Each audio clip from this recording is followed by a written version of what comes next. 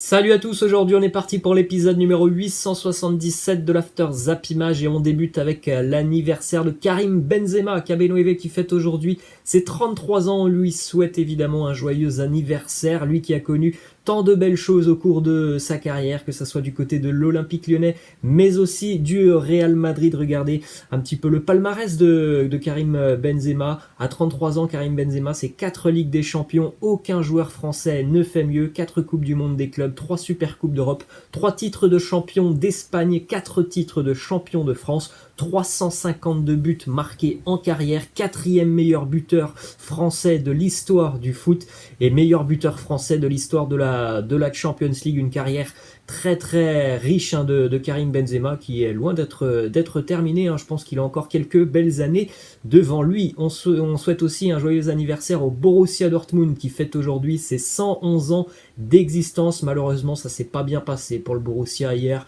Déplacement du côté de la capitale à Berlin pour affronter l'Union Berlin et défaite pour le Borussia Dortmund sur le score de 2-1. Le buteur pour le Borussia, c'est Youssoufa Moukoko. Malheureusement, l'Union Berlin a encore une fois sorti un très très gros match comme depuis le début d'année. C'est une équipe vraiment très très séduisante. Elle avait déjà tenu la dragée haute au Bayern il y a une dizaine de jours. Cette fois-ci, c'est une victoire face au Borussia Dortmund.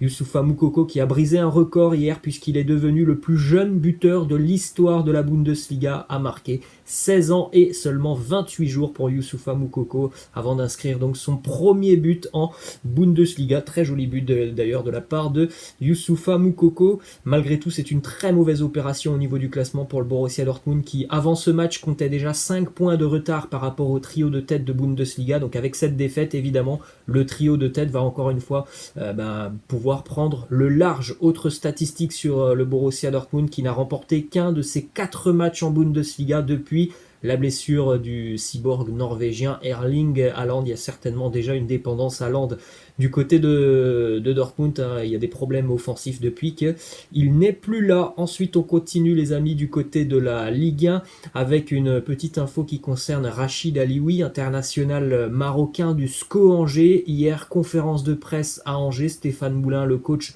a parlé de Rachid Alioui qui est gravement malade et qui est actuellement hospitalisé depuis jeudi matin.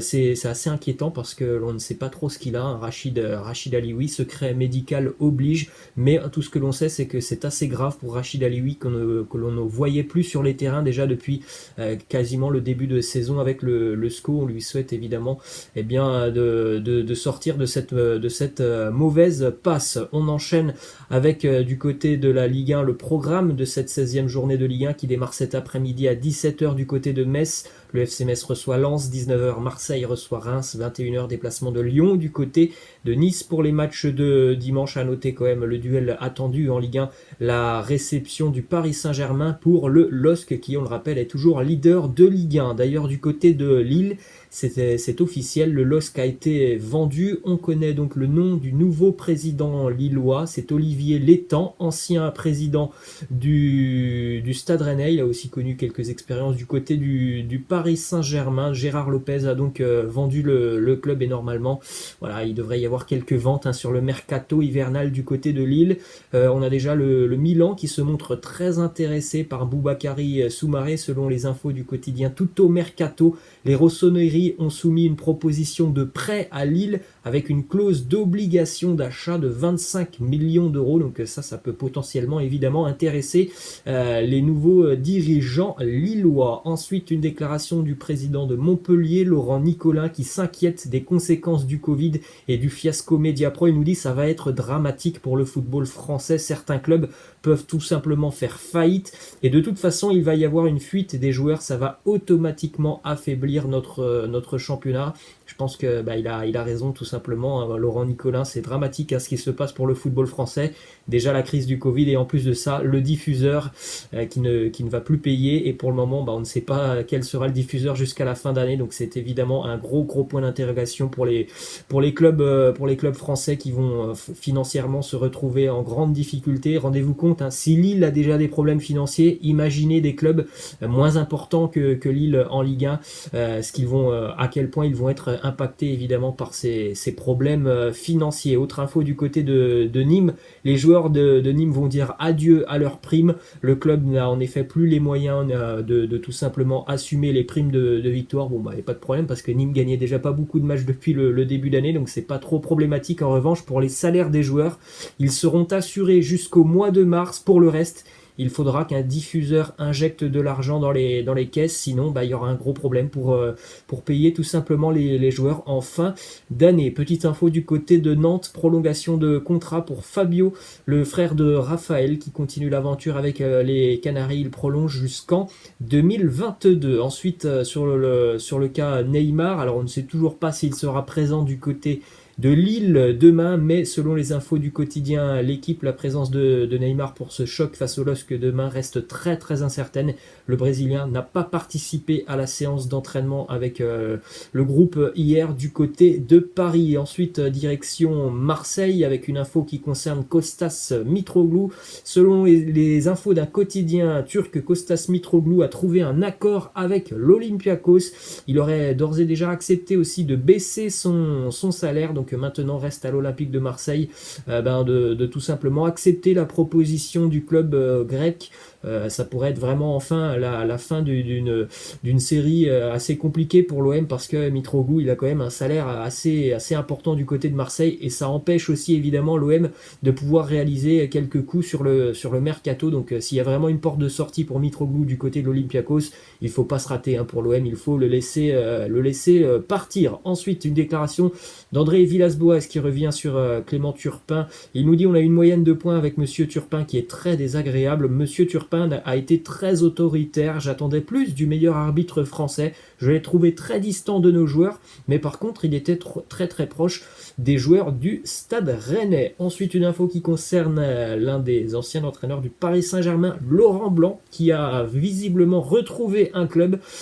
C'est le club de Al Rayyan au Qatar. Alors, Laurent Blanc qui a attendu quasiment, ça fait 4 ans qu'il n'entraîne plus maintenant. Lui qui cherchait un projet ambitieux, visiblement, il a pas de projet ambitieux en Europe. Donc, on va pas dire que le projet d'Al Rayyan, c'est un projet sportif. Je pense qu'évidemment, il y a quand même un très joli chèque qui l'attend du côté du Qatar. Il sera accompagné de Franck Passy, ancien entraîneur de l'Olympique de Marseille. On enchaîne avec les résultats de cette 16e journée de Ligue 2 qui s'est donc ouverte hier avec 8 matchs. Victoire d'Ajaccio face à Nancy 1-0. Bonne opération pour Auxerre qui s'impose face à Pau 2-1. Chambly qui fait une bonne opération aussi au niveau du bas de tableau en s'imposant 3-0 face à Guingamp.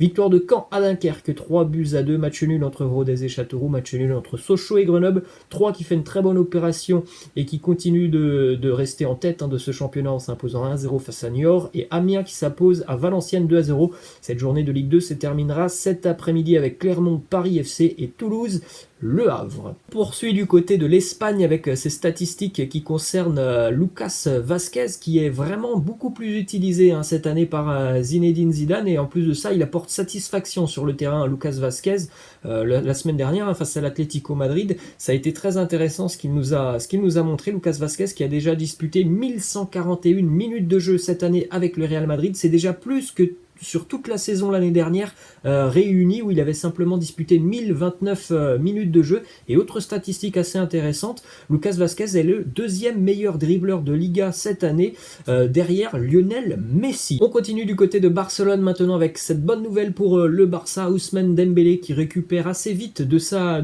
blessure contractée il y a 15-20 jours. Il a déjà fait son retour à l'entraînement hier. Sa présence est espérée pour le match de la semaine prochaine face à Eibar en Liga. Donc ça c'est une très bonne nouvelle. On sait que Dembélé c'est un joueur assez fragile, donc visiblement là ça se passe très très bien pour sa petite convalescence. Autre info du côté du Barça, Carles Tusquets, qui est pour le moment le président intérimaire du FC Barcelone, aurait pris la décision de vendre Philippe Coutinho sur le mercato hivernal pour tout simplement que le Barça puisse un petit peu respirer financièrement, parce qu'on sait qu'il y a des problèmes financiers aussi du côté de Barcelone. Donc Carles Tusquets qui aurait pris cette décision d'essayer de vendre Philippe Coutinho. Ensuite on continue avec ce classement du top 10 du trophée The Best. On sait, Robert Lewandowski a terminé en tête. Sur ce top 10, on a quand même 4 joueurs de Liverpool. Ça travaille très très bien pour les Pour les Reds de Jürgen Klopp, on retrouve Sadio Mané en 4e position, Mohamed Salah 6e position, Thiago 8e, même si bon l'année dernière il l'a effectué avec le Bayern Munich, et puis en 10e position, Virgil van Dijk. Ensuite, on continue avec les trophées remportés par Hansi Flick, l'entraîneur du Bayern Munich, qui depuis son arrivée sur le banc du Bayern en novembre 2019 a remporté plus de trophées qu'il n'a perdu de matchs, et pourtant ça n'a pas été suffisant pour être élu entraîneur de l'année. Petite info du côté de la Première Ligue, prolongation de contrat du côté de West Ham pour Michail Antonio, qui continue donc avec les Hammers.